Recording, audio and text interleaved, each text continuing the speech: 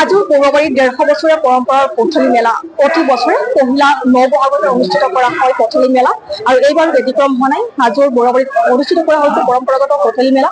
এক লোকে লোকাৰণ্য পৰিৱেশৰ সৃষ্টি হৈছে। অৰ্থনৈতিক ক্ষেত্ৰত এখন স্বাৱলম্বী হোৱাৰ লক্ষ্যৰে ইয়াৰ থলুৱা লোকসকলক লৈ এখন বাণিজ্য মেলা অনুষ্ঠিত কৰা হৈছে আৰু যি পাৰহৰুৱা প্ৰকল্প কাৰ্যসূচী তেওঁলোকে অনুষ্ঠিত কৰিছে আৰু আধ্যাত্মিক কাৰ্যসূচী বুলি ক'লে ধৰ্মীয় কাৰ্যসূচী শীৰ্ষক কাৰ্যসূচী শুভাৰম্ভ কৰা হৈছে আৰু এখনি থলুৱা বজাৰ ইয়াত সন্নিৱিষ্ট কৰি আছে। পোনপটীয়া সম্প্ৰচাৰ শৰ্মা ডিমিনিটত দেখুৱাবলৈ সক্ষম কৰিছো।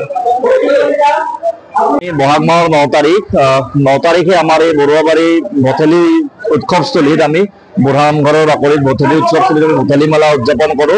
এইটো প্ৰায় 150 বছৰীয়া ঐতিহাসিক সমৃদ্ধ ভঠেলি মেলা, য'ত আমি পাৰ উৰুৱা কাৰ্যসূচী আমাৰ থাকে। পাৰ উৰুৱাই কিনে আমি শোভাযাত্ৰা কৰো আৰু শোভাযাত্ৰা কৰি উঠাৰ পিছত এখন আমাৰ ইয়াৰ লগতে সন্নিৱিষ্ট হৈ এখন বাণিজ্য মেলা অনুষ্ঠিত হয়, য'ত থলুৱা কৃষিজাত সামগ্ৰীৰ পৰা আদি কৰি থলুৱা বাঁহ বেতৰ শিল্প, কহাৰ শিল্প, কুমাৰ শিল্প গোটেইবোৰ যাৱতীয় বয় বস্তু ইয়াতে বেপাৰ বাণিজ্য হয়, যিটো আমাৰ এইটো বহু বছৰৰ পৰাই মানে চলি আহিছে। এইটো আমাৰ গাঁৱৰ 2খন চুবুৰী আছে। 2খন চুবুৰীৰ পৰা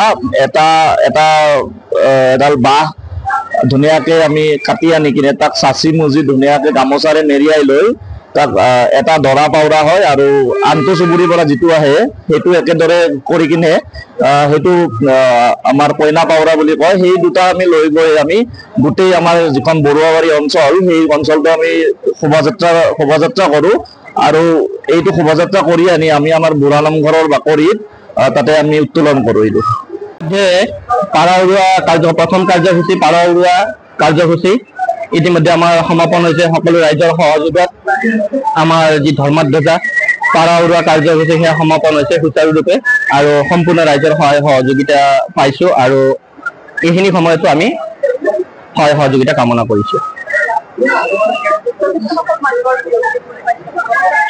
নিশ্চয় গৰিষ্ঠ বহুত মানুহ হৈছে। প্ৰতিকূল পৰিৱেশকো নেওচি মানুহ জাতি ধৰ্ম নিৰ্বিশেষে সকলো মানুহ একতাৰ এনাজৰীৰে বান্ধ খাই থকা আমাৰ এই ভঠেলি মেলাত উপস্থিত হৈছে।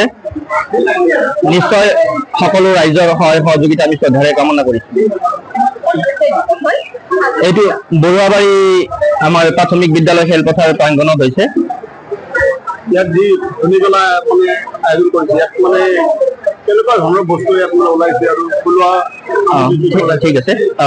আমাৰ ইয়াতে থলুৱা সামগ্ৰীকে আদি কৰি নানান ধৰণৰ কুমাৰসকলে বনোৱা মাটিৰ চাকিকে আদি কৰি জাপি নানান ধৰণৰ ধৰক আপোনাৰ খাদ্য সামগ্ৰীকে থলুৱা সকলোবিলাক বস্তু আমাৰ ইয়াত উপলব্ধ হয় আৰু সকলো বস্তুৰ বিক্ৰী খুব সুন্দৰ হৈছে।